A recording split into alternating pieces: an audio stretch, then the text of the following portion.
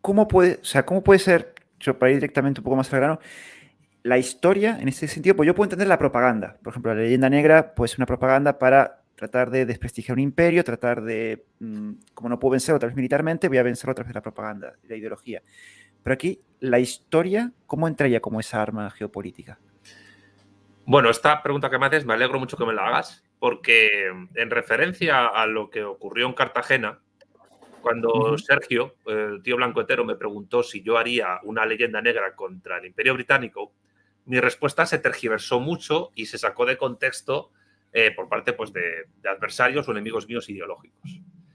Eh, yo he de aclarar que con respecto al Imperio Británico no hace falta, política e ideológicamente hablando, hacer una leyenda negra. Basta con decir la verdad de lo que hicieron en la historia, pero tener unos planes y programas políticos y geopolíticos en esa dirección, en la dirección de decir la verdad de lo que hicieron en la historia, para contrarrestar la leyenda negra que ellos han creado contra nosotros, contra el Imperio Español, contra España. Ujú. Pero lo que ocurre, lo que yo quise explicar en aquel momento y no fue posible, pero la entrevista que me estás haciendo sirve para ello, es que todos los estados, todos los gobiernos, en sus planes y programas históricos, sean del signo ideológico que sea, han utilizado la propaganda y no solo la mentira, sino la verdad tergiversada para poder desarrollar una acción política contra otro Estado, contra otro poder. Y muchas veces la tergiversación de la historia o de la propia acción política coyuntural del presente, mediante la propaganda, es decir, exagerar un rasgo determinado, ocultar los rasgos positivos, eh, ponderar aún más y aumentar los rasgos supuestamente negativos o incluso inventárselos, ha sido una táctica que se ha utilizado siempre.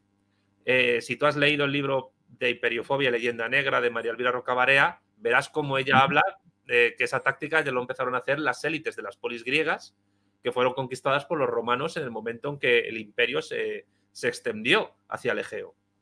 Pero es que eso lo han hecho los rusos y contra los rusos, eso lo han hecho los británicos y lo han hecho contra los británicos, eso lo ha hecho Estados Unidos y lo han hecho contra los Estados Unidos, eso lo ha hecho la Unión Soviética, lo han hecho contra la Unión Soviética, y eso lo hace China y lo hacen contra la República Popular China. Con lo cual es el pan nuestro de cada día de la política. Y además incide en la geopolítica. ¿Por qué? Porque una forma de evitar que un Estado o pueda configurarse como potencia frente a ti es generar una propaganda basada en la verdad, en la mentira o en la tergiversación de la verdad, es decir, en la apariencia, en el camuflaje de la verdad, que no es exactamente una mentira, que es otro tipo de cosa. Es otro tipo de cosa que además incluso puede ser peor que la mentira. Eh, lo han utilizado siempre y prácticamente siempre lo utilizarán, porque la política es así. Pero ¿cómo influye esto en la geopolítica?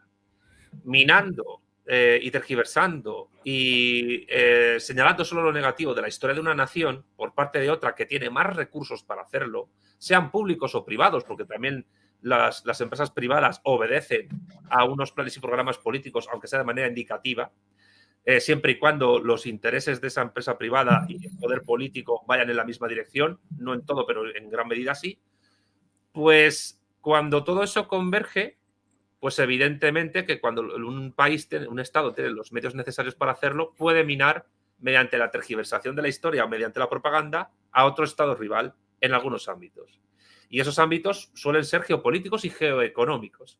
Mercados, gestión de recursos, acceso a terceros estados a la hora de realizar acuerdos bilaterales, política exterior, relaciones internacionales, minar la influencia internacional incluso dentro de un espacio postimperial, cosa que yo creo que, por ejemplo, que con la leyenda negra contra España se ha hecho por parte de otros estados. Cuando Francia mina a España con la leyenda negra, eso le permite llegar a Hispanoamérica de una manera mucho más segura para los intereses geopolíticos que tengan. Y no es porque la gente que trabaja para esos poderes sean malas personas, es porque el poder es así. El poder funciona de esa manera. Es lo que Marcelo Gullo llama la subordinación ideológico-cultural, que es una suerte, pues como dirían en politología, poder blando. Está el poder duro y el poder blando. El poder duro tiene que ver con la industria militar, la tecnociencia dirigida precisamente a estas cuestiones bélicas, y el poder blando tiene que ver con cuestiones socioculturales, sociológicas, etc. Es decir, incluso tú puedes producir cine, música, televisión, producción audiovisual o documentales encaminados a minar la imagen y el prestigio de un tercer estado porque a ti te interese respecto a tus planes y programas. Y evidentemente eso influye también a la hora de adquirir recursos, bien sea por acuerdos o bien sea por poder duro, por invasión. Es decir, que un jefe de Estado que se plantee levantar a su país, en muchas ocasiones, y dependiendo de las circunstancias, podrá usar la verdad, la mentira o la apariencia para minar la imagen y el prestigio de un tercer Estado a la hora de desarrollar planes y programas que vayan en su propio interés y contra un tercero. Por tanto, yo lo que intenté en Cartagena es explicar lo que es la realpolitik. La realpolitik que ha existido siempre, es decir, y que muchas veces, no sé si has oído esta frase de la dialéctica hace extraños compañeros de cama. El cardenal Richelieu, católico, en la época del absolutismo francés, no tuvo ningún reparo en aliarse con los protestantes y con los musulmanes otomanos contra España. ¿Por qué? Por cuestión de razón de Estado, por cuestión de realpolitik. Y creo que uno de los problemas que ocurren en España, y esto es transversal a todas las ideologías, es que la realpolitik, el análisis del mundo desde una concepción de la realpolitik, brilla, por desgracia, por su ausencia. Y de ahí que en materia geopolítica, en materia de política exterior y en materia de relaciones internacionales, es muy difícil encontrar en todo el espectro ideológico análisis verdaderamente realistas que sepan cómo funciona el mundo. Y por tanto, hay gente que no concibe que desde una perspectiva de realpolitik, tanto la verdad como la mentira, como la apariencia, son meros instrumentos para cumplir los planes y programas que un Estado tiene, incluidos los planes y programas geopolíticos, geoeconómicos y geoestratégicos a nivel de poder duro y poder blando. No sé si te he contestado.